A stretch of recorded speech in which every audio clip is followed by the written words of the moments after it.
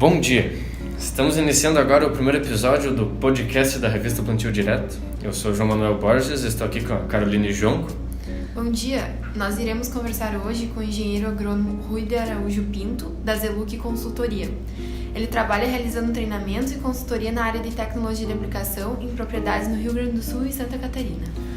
Também vamos conversar com o Dr. Walter Boller, professor de Máquinas e Mecanização Agrícola dos cursos de graduação e pós-graduação em Agronomia da Universidade de Passo Fundo, no Rio Grande do Sul. Hoje, então, vamos tratar do tema Tecnologia de Aplicação na Produção de Grãos. Várias palestras e cursos nos últimos tempos têm focado nesse assunto, inclusive várias palestras realizadas pelo próprio professor Boller, que tem pesquisado muito na universidade nos últimos anos. Assim como o Rui, que tem feito diversos treinamentos em vários locais a respeito do assunto. Por que vocês acham, então, que tem havido tanta demanda por essas informações? Bom, em primeiro lugar, um bom dia a todos, né? Satisfação de estar presente aqui, agradeço o convite da revista para participar dessa nova forma de comunicação. Em relação à pergunta propriamente dita, nos últimos tempos tem se observado realmente uma maior atenção com a tecnologia de aplicação, e isso aí parte basicamente de um princípio muito simples.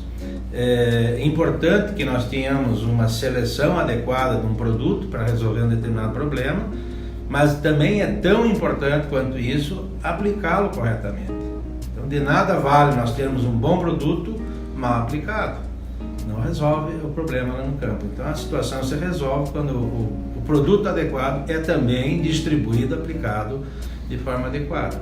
E mais recentemente nós somos chamados também a fazer a chamada aplicação responsável. Não basta ter eficácia agronômica numa pulverização, numa aplicação de agroquímico, e sim é necessário que isso seja feito com respeito ao ambiente, com a mínima contaminação, com a mínima perda por deriva, e isso cada vez mais está sendo exigido, fiscalizado pela sociedade.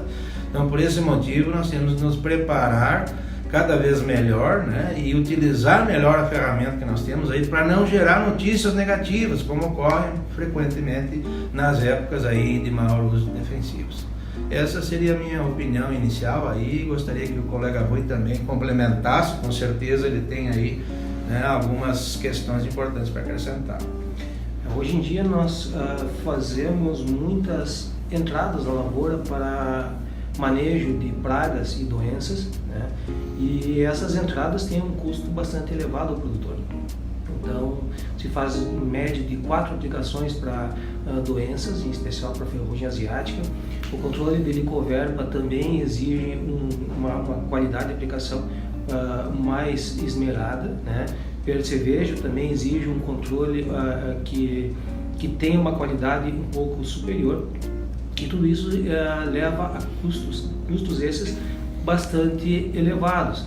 Ou seja, é normal o produtor ter um custo de 2,5 sacos só de defensivos, 2,5 sacos de soja a cada entrada na lavoura. E à medida que ele entra e não tem o resultado adequado, esperado, isso gera um impacto econômico muito, muito forte lá na frente. Uma reentrada de lavoura, isso exige um custo muito, muito elevado. Então, na minha visão, isso também é um fator que está impactando muito e levando o produtor a buscar uma eficácia maior nas suas aplicações.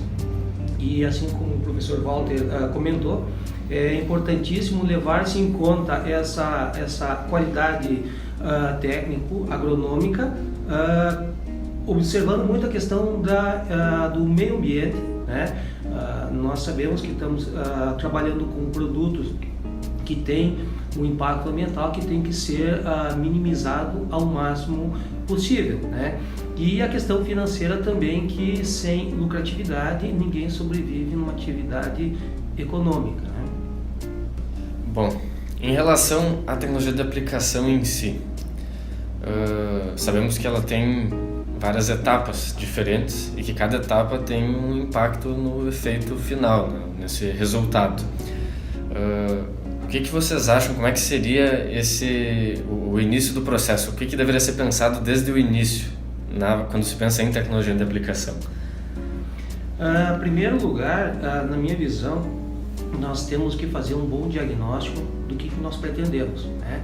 Seja uma aplicação de um herbicida pré-emergente, seja um herbicida de contato, que hoje nós trabalhamos, enquanto a legislação permitir, lógico, muito com o paraquat, por exemplo, mas existem outros herbicidas também de contato, ou mesmo um fungicida, assim como os multissítios, que também exigem uma cobertura um pouco maior.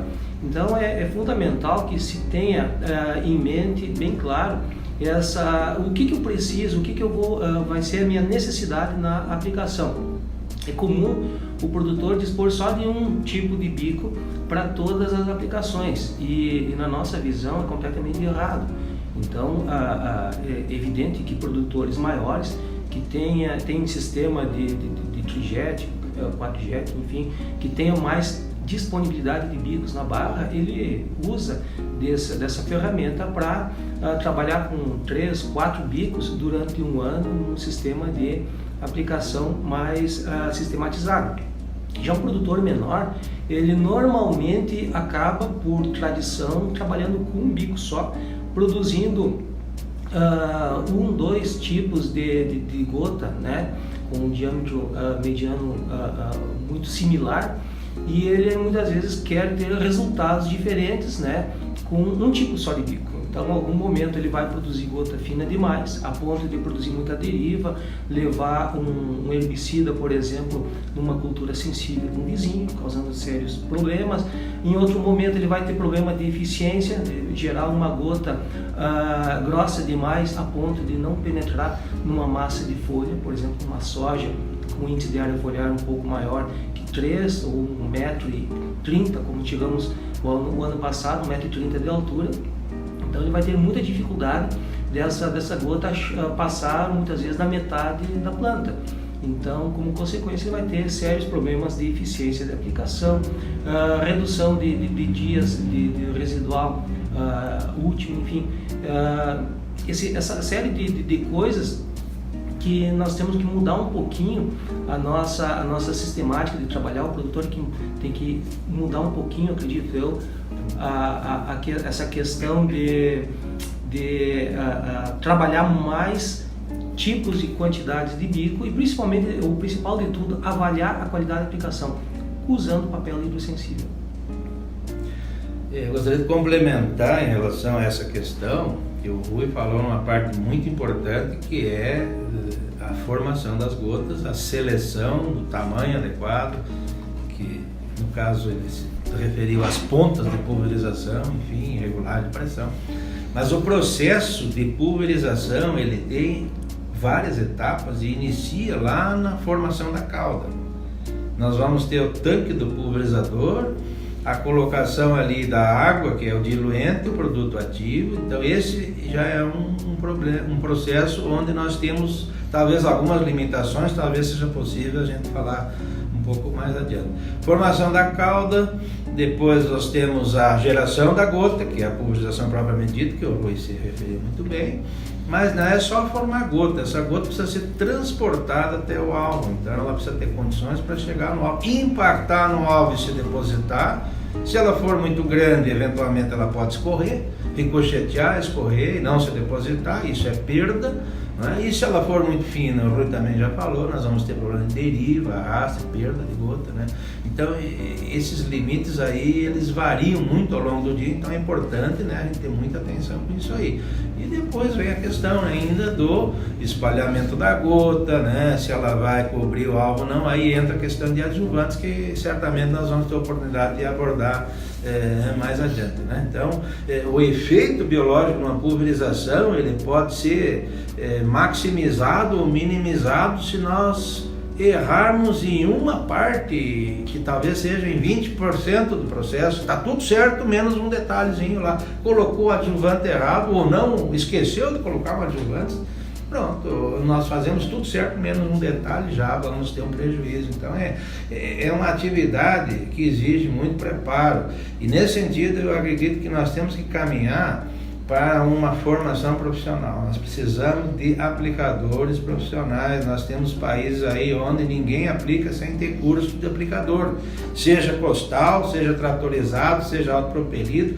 Cada tipo de equipamento tem um tipo de curso e é renovado. Essa carteira é como a carteira de motorista, não vale para toda a vida. Então eu acho que aí sim, com o passar do tempo, nós vamos qualificar o nosso aplicador lá no campo para ele ter mais cuidado com isso aí. Acho que vai ser uma saída que nós vamos obrigar a tomar essa atitude aí para nos proteger contra todos esses riscos e problemas que tem, né? E assim como existe uma grande variedade de produtos, enfim, adjuvantes, para melhoradores de cauda também, existe também o mercado oferece uma grande variedade de bicos e pontas, enfim, como vocês estavam falando. E às vezes, muitas vezes o produtor e mesmo o assistente técnico não sabe qual escolher. Então, esse é um assunto também que a gente pode...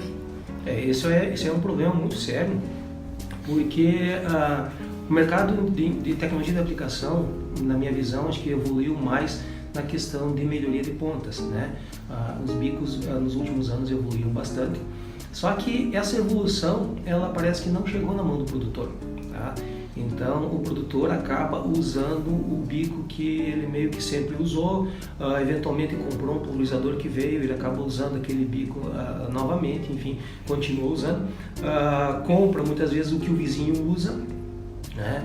Então nós temos acredito eu, um vácuo de informações úteis nesse sentido muito grande, e acredito eu que deveria haver um envolvimento também um pouco maior das empresas que produzem os agroquímicos, das empresas que produzem pulverizadores, enfim, dos próprios departamentos técnicos das cooperativas e revendas, no sentido de todo mundo dar as mãos, no sentido figurado, mas trabalhar em conjunto no sentido de produzir mais informações técnicas e levar a campo, isso ser colocado à prova em cada situação, porque muitas vezes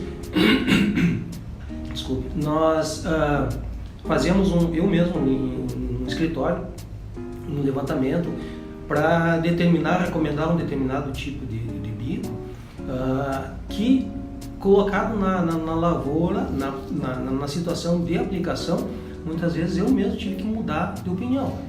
Imaginando que uma determinada ponta, numa determinada vazão, ia ter a melhor performance, o melhor resultado, e eventualmente eu ter que mudar para uma vazão um pouquinho diferenciada para chegar no alvo biológico de maneira mais eficiente. Então, esse trabalho todo eu acho que deveria ser implementado, deveria ser melhorado, e como disse antes, a questão de uso do papel e do sensível. Essa é a ferramenta derradeira para nós chegarmos à conclusão de que aquela ponta que eu já disponibilizo em casa ou aquela que eu eventualmente vou mudar, ela vai atender a minha necessidade para uma determinada aplicação. Ela pode ser excelente, por exemplo, para um glifosato, ser muito boa eventualmente para um paraquat, mas deixar muito a desejar para um controle de ferrugem asiática. Então, nesse sentido, seria interessante que a cada troca de bico que o produtor fizesse, ele fizesse também um test drive, né? Ele tivesse essa oportunidade de levar um conjunto de bicos na propriedade. O ideal é que a revenda que vendesse esse bico, a cooperativa, né, desse o suporte técnico para esse produtor, inclusive, de maneira que ele testasse 1, 2, 3 pontas em diferentes vazões na granja dele em condições de aplicação, uma planta já desenvolvida, por exemplo, para chegar à conclusão, não, é essa a ponta que eu quero, o bico que eu preciso, que atende a minha necessidade numa vazão de X litros por hectare, né, para mim chegar ao meu alvo biológico. Então, do escritório, eu trabalho muito com tecnologia de aplicação, muito trabalho prático a campo, eu mesmo tenho muitas situações de dificuldade de eleger a melhor ponta e vazão para o produtor, porque em função de algumas particularidades dele, de velocidade de trabalho, enfim, de outras características, muitas vezes até de topografia do terreno, essa ponta que eu imagino no escritório ser a mais adequada para ele, lá no campo pode não entregar o melhor resultado. Eu queria pegar um gancho aí também da fala do Rui, que em relação ao envolvimento dos fabricantes. Primeiro, fabricante dos agroquímicos. A gente nota ultimamente uma preocupação maior, né? Há um trabalho, praticamente todas as empresas se dedicam também à tecnologia de aplicação, estão criando laboratórios, desenvolvendo trabalhos em campo e tal.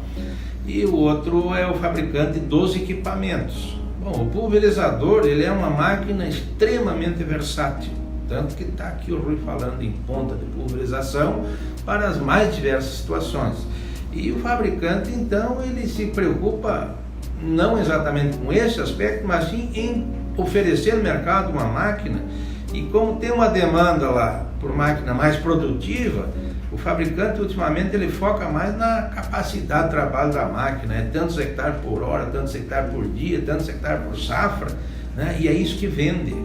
Então o fabricante está muito em cima disso aí. Agora, na qualidade da pulverização, aí vai ter que ter outro elemento. Nós vamos precisar de um responsável técnico orientando o produtor nessa linha aí, e o fabricante não vai dar conta de resolver essa questão, porque a máquina tem 1000 regulagens, tem N combinações de velocidade, ponta, tamanho de gota, pressão, não é? Então, isso aí lá no dia a dia, como o Rui falou, vai ter que se ajustar à realidade do momento, da propriedade, da situação. Mudou o vento, mudou a temperatura, umidade relativa do ar, inversão térmica, e enfim, todos esses elementos que a gente pode talvez dar mais um pouco de ênfase depois. Isso aí tudo são situações que vão interferir, né? Então, o fabricante, ele mais ou menos, ele foge disso aí, ele deixa uma máquina à disposição do usuário, só que o usuário tem que ser bem preparado, né? Então, acho que esse é um ponto aí que nós não podemos esquecer. A máquina faz aquilo que a gente manda ela fazer. Agora, para mandar fazer, tem que saber mandar direito, mandar corretamente, conhecer os princípios da coisa.